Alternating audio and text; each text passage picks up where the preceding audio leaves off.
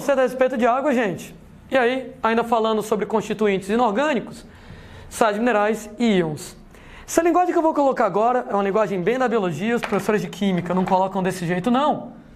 Sais minerais, moçada, eles são a forma insolúvel de um determinado elemento químico, mineral, sem carga elétrica e, gente, com função estrutural. Ou seja, quando eu falar para vocês em sais de cálcio, você já sabe que o cálcio está na forma insolúvel, que ele não está eletricamente carregado e que ele vai ter função estrutural, tipo, por exemplo, em ossos, dentes, e aí vai. Já quando a gente fala em íons, é a forma solúvel do elemento mineral com carga elétrica. Então, quando eu falo em íons de cálcio, você já sabe o que é o cálcio 2+. E, como ele é solúvel, ele nunca vai ter função estrutural. Ele tem uma função reguladora. O que é que a gente quer dizer? Quando a gente fala que ele apresenta uma função reguladora, isso quer dizer, moçada, que esse carinha aqui, ele vai trabalhar em alguma reação química, como que a gente chama de um cofator enzimático. O que é um cofator enzimático? Ele se acopla a uma enzima para ajudar a enzima a trabalhar. Então ele auxilia na ação enzimática. Mania do Landim, moçada, eu gosto de falar dos íons por grupos. Dá o primeiro grupo de íons para descrever com vocês. Sódio, potássio e cloreto. Sódio, gente, é o íon positivo mais abundante em animais. Potássio é o íon positivo mais abundante em vegetais. E cloreto é o principal íon negativo em todo mundo. Não sei se alguém conseguiu enxergar, mas nós animais temos muito NaCl, né? Nosso sangue é salgadinho, enquanto que as plantas têm muito KCl, aqui na brincadeira, cloreto de potássio na jogada. Por que a gente falou desses caras juntos? Porque eles desempenham alguns papéis juntos. Sódio, potássio e cloreto juntos, eles agem no equilíbrio hídrico, no equilíbrio osmótico dos seres vivos. Aliás, um dos conceitos mais importantes da química e da biologia, o conceito de osmose. Osmose, gente, é a passagem espontânea de água de um ambiente hipotônico, ou seja, menos concentrado, para um ambiente hipertônico, ou seja, mais concentrado. Toda vez que uma determinada parte do seu corpo perde sódio, potássio ou cloreto, fica hipotônico e com isso perde água. Toda vez que ganha sódio, potássio ou cloreto, fica hipertônico e ganha água. Daí, a regra, gente, é uma regra muito simples. Ela é assim: se você perde sal, você fica hipotônico, você perde água. Se você ganha sal, você fica hipertônico e com isso você ganha água. Perdeu sal, perdeu água, ganhou sal, ganhou água. E tem muitos exemplos da nossa vida cotidiana relacionados com isso. Por exemplo, por que quando eu como uma coisa muito salgada, eu fico com sede? Porque quando eu como alguma coisa muito salgada, mais cedo ou mais tarde, o sal vai bater no sangue. E aí, já que está cheio de sal no sangue, o sangue fica hipertônico em relação aos tecidos, que por sua vez ficarão hipotônicos. E daí? E daí que nesse caso, osmose, a água vai do meio hipo para o meio hiper, o que quer dizer que a água sai do tecido para o sangue. Gente, no que a água sai do tecido para o sangue, aumenta a quantidade de água no sangue, diminui a quantidade de água nos tecidos. No que diminui a quantidade de água nos tecidos, os tecidos desidratam. E no que os tecidos desidratam, lá vai você ficar com sede, né? Um clássico, né, moçada? Depois do churrasquinho, muitos e muitos copos de água. Aproveito para lembrar por que o diacho lá do excesso de sal também aumenta a pressão. Porque quando você tiver muito sal no sangue, o sangue hipertônico ganha água por osmose. No que ele ganha água, aumenta o volume do sangue, o nome é volemia, aumenta o volume de água no sangue, e se aumenta o volume de água no sangue, aumenta a pressão exercida pelo sangue na parede dos vasos, aumenta a pressão. Por isso que muito sal dá sede, muito sal aumenta a pressão. Outro exemplo clássico, no tempo que não tinha geladeira para conservar a carne, um dos truques era salgar a carne. Carne de sol, carne de charque, cada região chama de um jeito diferente. Qual é a ideia? Quem estraga a carne são bactérias. Quando eu boto muito sal na carne, a carne fica hipertônica, a bactéria fica hipotônica, a água vai do meio hipo para o meio hiper. O que quer dizer que a bactéria perde água. Do que a bactéria perde água, a bactéria decompositora desidrata. E com isso, gente, ela morre, né? E claro, se a bactéria morre, ela já não estraga mais. Ah, a carne ganhou água. E alguém pode até reclamar comigo, Landim, mas carne de sol, carne de charque é tão seca. Tá dizendo que ela está ganhando água? Ah, é. Ela ganha água, mas essa água, então, evapora. E por isso que a carne de sol, que a carne de charque, fica super seca no final das contas. Mas a ideia é, a princípio ela está hipertônica, ganha água da bactéria, a bactéria desidrata, a bactéria acaba morrendo. Sendo que, um comentário de química, é que quando a gente fala em osmose, osmose, ela é uma propriedade coligativa das soluções. O que significa dizer que ela é uma propriedade coligativa das soluções? Isso quer dizer que a osmose não depende da natureza química. A osmose tanto faz se é sal ou é açúcar. Ela só depende de uma coisa, da concentração. Para a osmose, só me interessa se é hipertônico ou hipotônico. Não me interessa se é sal ou se é açúcar. Daí ela não depende da natureza química, não interessa se é sal ou é açúcar, só depende da concentração, se é hipotônico ou hipertônico. O que quer dizer? Que se eu trocar sal por açúcar, dá no mesmo. Quer ver como dá no mesmo? Se você comer uma coisa muito salgada, te dá sede. Se você comer uma coisa muito doce, te dá sede também. Um clássico, né? Depois do sorvete, o copo d'água. Depois dos docinhos no aniversário de criança, muitos copos de água são servidos. Muito açúcar no sangue, o sangue fica hipertônico, o tecido fica hipotônico. A água vai do meio hipo para o hiper, diminui a água, desidrata, sede. Ah, muito açúcar dá pressão alta, hein? Aumenta a água no sangue, aumenta a volemia, aumenta a pressão. Qual é mesmo, gente, o nome daquela doença? Em que o teor de açúcar no sangue fica alto o tempo inteiro? Diabetes, né? Pois bem, quem é diabético é hipertenso, claro, né? A não ser que você se trate da diabetes, não tem problema. Mas o diabético não tratado, ele vai ter pressão alta. Outra, se no lugar de carne, de sal, eu colocasse açúcar na carne, o efeito de conservação ia ser o mesmo? Ia, gente. Ia ser o mesmo. Ah, claro que ninguém coloca açúcar na carne por causa do gosto, mas o efeito ia ser igual. A carne hipertônica, a bactéria hipotônica desidrata e morre. Ninguém coloca açúcar na carne, mas você coloca açúcar em frutas, né? No tempo que não tinha geladeira para guardar goiaba, a moçada fazia goiabada. Pega a goiaba, entope a goiaba de açúcar, goiaba fora da geladeira, estraga, gente, em 2 ou 3 dias. Quando você coloca lá, moçada, a goiaba na forma de goiabada, cheia de açúcar, desidrata as bactérias, gente, goiabada dura meses e meses fora da geladeira sem estragar. Por exemplo, morango, né? Morango fora da geladeira, estraga fácil. Pega o morango, entupa o morango de açúcar, faça geleia de morango.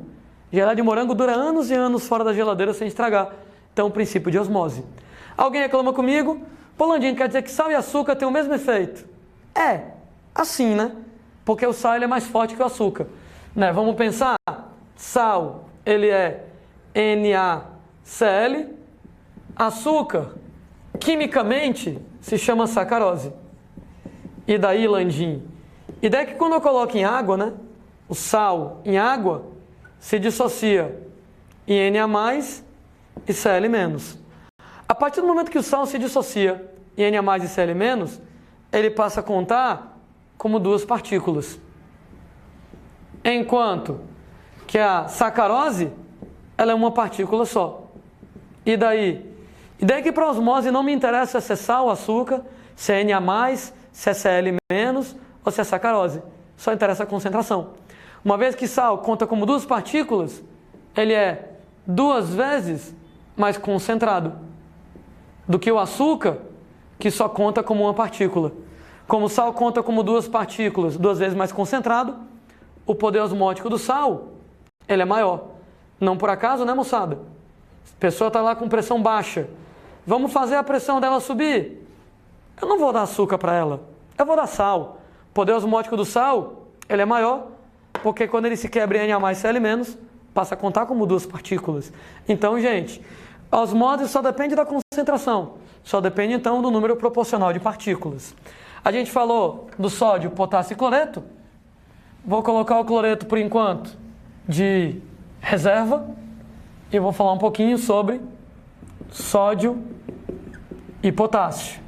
Em relação, gente, ao sódio e potássio, eles são fundamentais para a condução do impulso nervoso. Nesse caso, moçada, se você tem lá sódio e potássio, eles agem numa reação chamada de bomba de sódio e potássio, sendo pessoas que eles são fundamentais para a condução do impulso nervoso. Lá vamos nós lembrar para vocês algumas besteiras, não sobre impulso nervoso ainda, ok? Mas sobre como sódio e potássio são essenciais para que o impulso nervoso possa acontecer. Concentração de sódio fora da célula é maior que a concentração de sódio dentro da célula.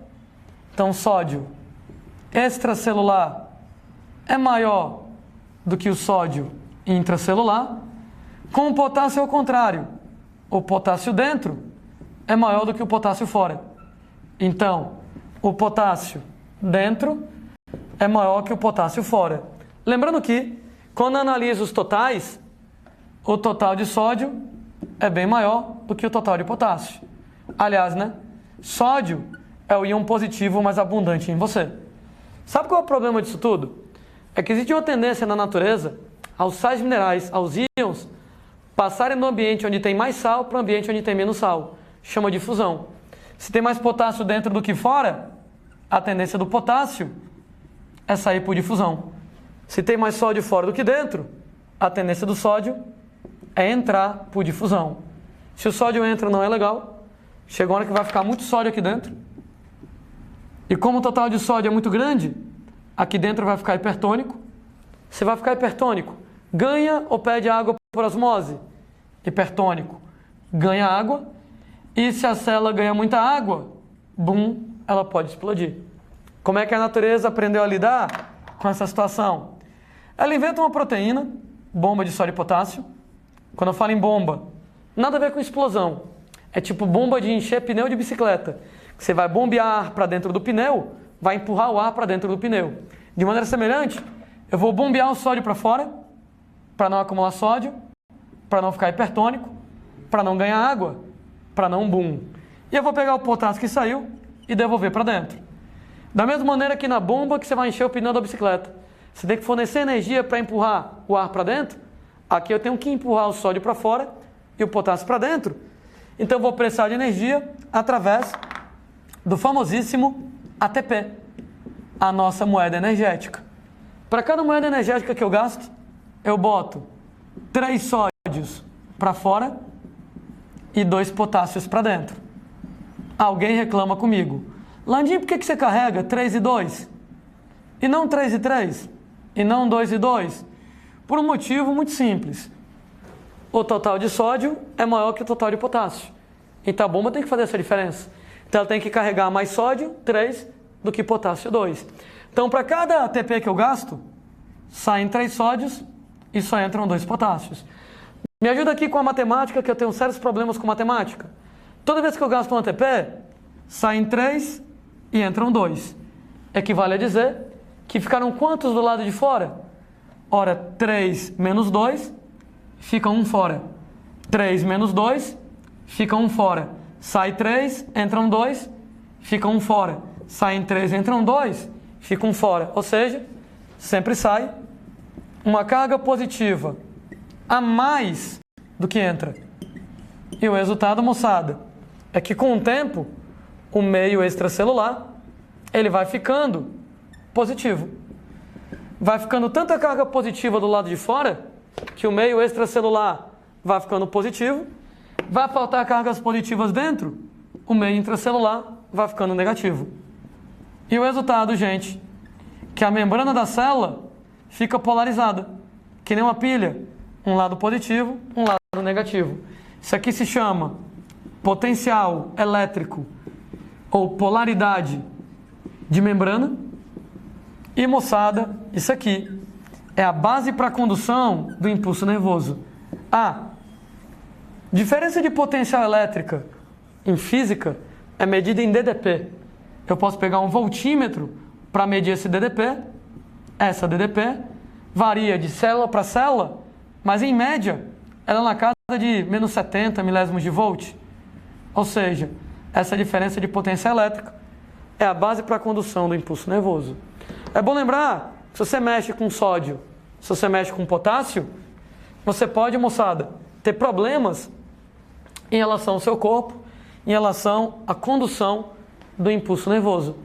Então, quando você pega, por exemplo, moçada, excesso de potássio, ele mexe no impulso nervoso e pode causar parada cardíaca. Tanto é que você pega lá a famosa injeção letal, né, nos lugares onde a pena de morte é legalizada, que a moçada vai lá e aplica cloreto de potássio nas pessoas que vão ser executadas em pena de morte, é o potássio que mata. Ele mexe no impulso nervoso, causando parada cardíaca. Por outro lado, moçada, quando você vai lá e sua, você pega, por exemplo, pouco sódio, você perde sódio no suor. Você está suando, né, moçada? O suor é salgadinho, está perdendo sódio, né? E isso aqui, moçada, atrapalha lá, prejudica a condição do impulso nervoso de tal maneira que vai fazer com que você desenvolva cãibras. É por isso, gente, que maratonistas, quando eles estão lá correndo 42 quilômetros, eles tomam cápsula de sal, né? 15 quilômetros de corrida, uma cápsula de sal. Para quê? Para repor o sódio que ele perdeu no suor, para poder prevenir cãibras. Durante muito tempo se pensou que falta de potássio causa cãibras, né? Alguns caras ainda colocam isso, mas alguns estudos mais modernos, eles têm mostrado pra gente que não é a falta de potássio que causa cãibra, mas principalmente a falta de sódio. Então, potássio demais, que nem na injeção letal, pode causar parada cardíaca, ser fatal. Falta de sódio, quando você sua muito, leva a cãibra, né? Nesse caso lá, reposição de sódio para poder prevenir cãibra aqui na brincadeira. Se a gente analisa somente o potássio sozinho é um cofator enzimático. Então ele ajuda enzimas a trabalhar, especialmente enzimas da síntese proteica e da respiração aeróbica. Daí alimentos como banana, como melancia, como água de coco, são muito ricos em potássio. Isso é legal, porque quando você consome potássio, ajuda você a produzir proteínas, ajuda você a produzir energia.